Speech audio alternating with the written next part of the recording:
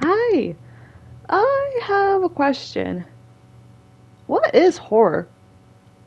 What is it that you find so scary that I cannot relate to, vice versa?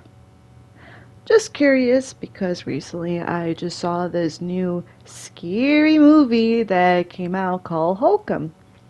I know, I was late, so I seen it recently. Blee. I didn't have enough money, of course, because I'm a broke ass bitch. So the remainder of the video will be spoilers, of course. If you have not seen the movie, go watch it, or whenever it comes out of streaming, etc. Save this video, come back to later. That's up to you. But I have to talk about it because it's like, huh? So of course, spoilers. Holcomb. Um, Personally, in my opinion, I don't believe it's a horror movie. When I watched it, it was giving more like a thriller than horror, if that's the way I could explain it. I know there was some scary moments, but it wasn't like constantly. Thank goodness it was a bombardment with jump scares. It's a slow-paced movie where you can feel more eerie, if that helps. So, just a quick score or whatever you want to call it. The movie is fine, in my opinion. Some people hate it, some people like it. But for me, it's just like, eh. Then again, I don't know nobody. I don't know the history of the director. I found out that he made a movie called Oddity. So I may or may not give it a chance. And Adam Scott, I don't know him. I've looked up to see like if there's any movies I've known. There's one or two that clicks with me, but I never seen it. I'm like, oh, okay, that's like something I know but didn't see. So how how and why did I decide to watch this movie? Well, it was constantly promoted on TikTok. I recently got it, so I'm just like still having fun with it, even though I'm shadow banned. But nah, it. I keep on seeing clips of it, especially with like the big eye donkey character, and I'm like, oh, okay. It's not the design is not creepy. It's just like a goofy. So I'm like, it's one not. Um, I want to say one thing is that I have high expectations before coming in. Just the way how the trailer looked. For, of course, spoilers. Um, when I got a glimpse from the trailer, I'm like, oh, okay, it's gonna be him trapped in the hotel trying to get the fuck out. And you see him running around the different rooms, the building, whatever, like you're escaping the entire building. No, actually, he is stuck in one room and he goes to the basement, but the basement is not a basement, it's a hallway. So that's the thing that kind of like pisses me off a little bit, yeah, so to speak myself. So it was kind of giving like the modern day of The Shining, which I don't mind. After The Shining, like I haven't seen any movies that done like a similar type of thing. I know when it comes to horror, it's either stuck in like one house or in a forest or something like that. So I thought maybe this guy would be trapped in the hotel. I'm like, okay, cool. But no. Anyways, for the story, from what I got from it, because it's like you have like a famous writer. I forgot his name. I'm sorry, I forgot his name. Oh, I'll just use the actor Adam. I'll do it. Okay, so the famous writer Adam, He goes to the hotel in Ireland because that's where his parents went to their honeymoon. It was like the most happiest time because his parents are both dead. He accidentally killed his mother, and his father went to um, alcoholism. And he thought, like, hey, I'll just go where their last happy memory and kill myself.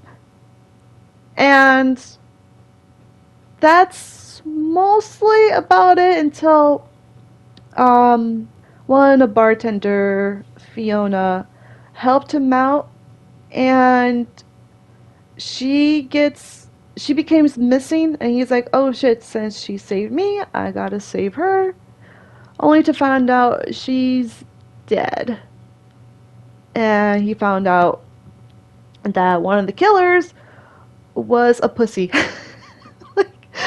Like, the only thing I just laughed was the actual killer himself. Like, he's trying to cover up his mistakes, and he keeps on fucking it up in the process. So it's like it's a little comedic from there, and yeah.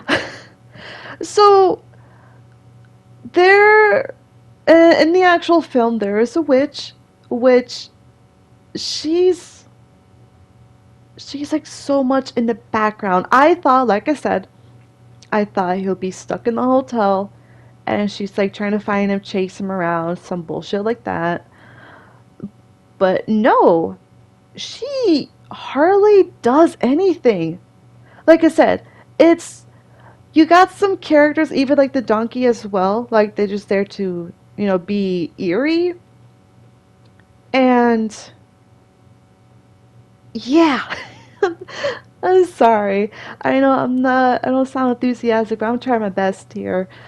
But yeah, I thought The Witch, just the way how some characters did the world building, or like bringing lore to like the hotel or whatever. You got other characters talk about the goats and stuff, which they're there, but it doesn't really like drive in the main focal point. So I looked up online. I'm like, okay, what does this mean? Yada yada. And it's like I said, it's not about the witch nor the killer. It's mostly like the main character, Adam himself, going through a turning point in his life. And yeah, so it's mostly like spirituality type of thing, if that's what I could get from. Like after the events from the room, he no, actually the basement, he survived, but it's like now he's becoming a good person, so to speak. So I'm like, all right. Like I said, it's mostly the main character himself turning over a new leaf, while the other characters are just there to push him a little bit more. Because he starts off from a dick, which I did not pick up on. Like I know he assaulted one of the workers, who was like pestering him, like, "Oh, read my book, read my little script thingy. I want to get your opinion, yada yada." And yeah, like I know some people want to be left alone, especially celebrity, whatever. And I'm like, yeah, that's kind of too far. So, yeah, he starts off a dick, but now he becomes like a normal, good guy, getting over his grief and trauma towards the end. Like I said, it's mostly about him than the actual characters in the background. Which I want to see more of the witch, to be honest. Like I said, I thought she was mostly the star of the show. Even the Jack, the donkey. But no, unfortunately not. Like I said, it's mostly a thriller, but I did, I guess I got scared at some moments. Cause like, okay, what I do, I know it's gonna sound silly, but like, Since I've watched so much scary movies over the years, when when I was in my teens, I start to like form a bubble in my mouth. I make a bubble face, make sure that my tongue sticks far back and then my teeth is shutly closed because I have a fear I might accidentally bite my own tongue, which it happens throughout life, but you know, what you call it? So after that, I cover my ears because sometimes I don't know why, like almost every theater here and there. Give me a second. So either the movie theater becomes like super loud or it's like low enough. But you know that stupid ass jump scare when it gets like super loud and you don't really get like scared. You'd be like startled by the sudden noise. And the only thing I would give props is that I was holding that position for a few minutes because my fingers were going numb. How high I was holding, I'm like, just show the fucking jump scare already. I need to rest my hands. So it's a good thing the movie theaters are dark and there was like one or two people there. But like the entire time I was just covering my ears and just forming a little bubble in my mouth. I'm like, mm. um, yeah, especially the when he's by himself in that fucking room. I'm like, hurry up, just get over with it. Turn to the next scene. And the only stupid ass jump scare I got from mostly I was startled. Thankfully, I did not scream because like it'll be embarrassing. And I think when he was in the basement trying to save himself, drawing that little circle, which I thought he was gonna do more of, but he didn't. Um, as he's doing his circle, he stopped halfway because it turns to a scene to the witch about to grab his ass, and I'm like, oh shit. So, and then my feet like reverted back up. Like I was just fully laying down, and then just out of nowhere, I'm like, why are my feet touching the back of my legs? But yeah, that's mostly it. Uh, then again, well, when it comes to like Neon A24, I'm gonna be honest, even Blumhouse, I'm gonna add that in, which I hardly watch any Blumhouse movies because those three, you mostly see them in horror media. Mostly. So, with those three titans, when it comes to their films, I'm gonna be honest, it's a huge, well, for me, it's a huge hit or miss. You're either going in liking it or you're coming out, nah. Um, and like I said, it ties into like not really being horror because it's giving more of an indie type of film that they don't have enough production to fully go out. Depends. Um, but yeah, so when it comes to those three, you either get something horror or uh super indie and like a normal film. It depends on the genres.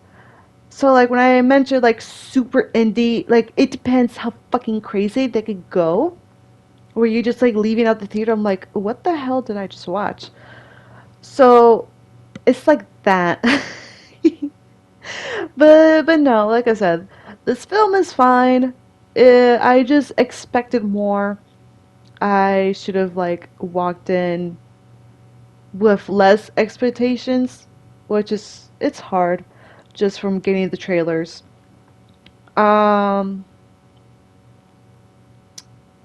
let's see. Yeah, yeah, sorry. Oh, zoned out for a second. I'm planning on watching Obsession next. Maybe I'll talk about it for my next video. And yeah, please let me know what do you guys think about Hokum. You guys like it? You know, like, hey, it's an open chat here. I will not judge.